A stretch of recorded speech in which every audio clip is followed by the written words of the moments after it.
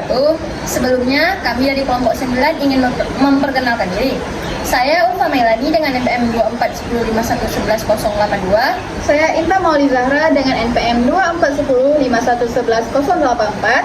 Pada kesempatan ini, kami akan mempresentasikan materi tentang Introduction Set Architecture atau ISA.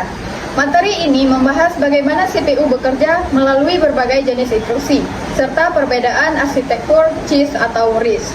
Semoga presentasi ini mudah dipahami dan mari kita saksikan. Baik, di sini saya akan menjelaskan pengertian dari ISA. ISA adalah spesifikasi formal yang menentukan kumpulan instruksi yang dapat dijalankan oleh prosesor. ISA mengatur 3 hal fundamental, yaitu yang pertama, bagaimana data diambil dari memori atau register. Yang kedua, operasi apa saja yang dapat dilakukan terhadap data tersebut. Dan yang ketiga, bagaimana hasil operasi disimpan kembali. Yang paling penting, ISA merupakan bahasa mesin yang menjadi jembatan komunikasi antara software dan hardware. Fungsi utama ISA dan komponen ISA. ISA memiliki 5 fungsi utama yang sangat krusial. Pertama, ISA berfungsi sebagai antarmuka antar perangkat keras dan perangkat lunak. Kedua, ISA menentukan operasi CPU. Instruksi apa saja yang bisa dilakukan prosesor seperti penjumlahan, pengurangan, dan transfer data. Ketiga, ISA menjamin kompatibilitas antar prosesor. Program yang ditulis untuk satu prosesor bisa berjalan di prosesor lain selama mereka menggunakan ISA yang sama. Keempat, ISA menjadi dasar bagi kompiler dan sistem operasi untuk menerjemahkan bahasa pemrograman tingkat tinggi ke kode mesin. Kelima, ISA mempengaruhi performa sistem secara keseluruhan melalui efisiensi instruksi dan pengamatan. Sedangkan komponen ISA mencangkup register untuk menyimpan data dengan cepat, addressing modes yang menentukan cara mengakses internet, format instruksi yang mengatur struktur biner, tipe data yang dapat diproses CPU, dan mekanisme interrupt handling.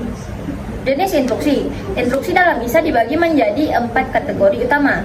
Pertama, instruksi pemindahan data untuk memindahkan data antar register dan memori. Kedua, instruksi aritmatika dan logika untuk instruksi matematika dan pengambilan keputusan.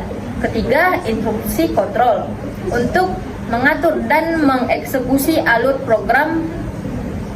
Keempat, instruksi input-output untuk komunikasi dengan perangkat eksternal. Instruksi pemindahan data. Instruksi pemindahan data digunakan untuk memindahkan data antar register atau antar register dan memori. Ini adalah instruksi paling fundamental dan merupakan 20-30% dari total instruksi yang ada di dalam program. Contoh instruksi yang umum adalah move, float, dan store. Misalnya instruksi move AX BX, artinya menyalin isi register BX ke register AX. Baik, di sini saya akan melanjutkan materi tentang instruksi aritmatika dan logika. Instruksi ini dipakai CPU untuk mengolah data. Aritmatika, add sama dengan tambah, sub artinya kurang, mul kali div bagi. Contohnya, add R1, R2, R3, artinya R1 sama dengan R2 tambah R3. Logika, AND or OR not, dipakai untuk olah bit dan pengambilan keputusan. Ini adalah bagian utama atau otak CPU saat memproses data. Baik, selanjutnya adalah instruksi kontrol dan I/O. Instruksi kontrol mengatur alur program. Seperti JMP adalah lompat ke bagian lain, dan call panggilan fungsi, dan back adalah lompat jika syarat terpenuhi. Instruksi I/O untuk komunikasi dengan perangkat. N adalah baca data atau keyboard dan mouse. Out adalah kirim data ke perangkat. Membuat CPU bisa berinteraksi dengan perangkat luar. Selanjutnya adalah arsitektur CISC. CISC adalah Complex Instruction Set Computer. Satu instruksi bisa mengerjakan banyak hal sekaligus. Kelebihannya adalah program lebih pendek, hemat memori, serta kekurangannya adalah hardware rumit dan lebih boros daya. Contohnya adalah Intel x86 laptop atau PC. Analogi, pisau Swiss Army, banyak fungsi tapi kompleks. Selanjutnya adalah arsitektur RISC. RISC adalah Reduced Instruction Set Computer. Instruksi sederhana tapi sangat cepat. Kelebihannya adalah eksekusi cepat, hemat daya, cocok untuk HP, serta kekurangannya adalah program lebih panjang. Contohnya adalah ARM atau Android dan iPhone. Analogi, pisau biasa atau sederhana tapi efektif. Selanjutnya adalah perbandingan CISC dan RISC. CISC lebih ke instruksi kompleks, programnya kecil, hardware rumit. Contohnya adalah x86. Sedangkan RISC instruksinya sederhana, programnya lebih besar, hardware-nya sederhana. Contohnya ARM. Intinya, CISC lebih ke efisien di kode, sedangkan RISC lebih ke efisien di kecepatan. Selanjutnya adalah penutup.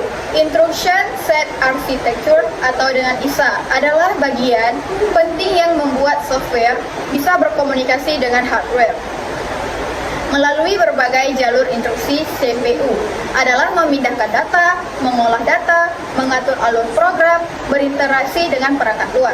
Perbedaan CISC dan RISC menunjukkan bahwa setiap arsitektur punya kelebihan masing-masing, dan prosesor modern kini menghubungkan kedua untuk hasil lebih baik.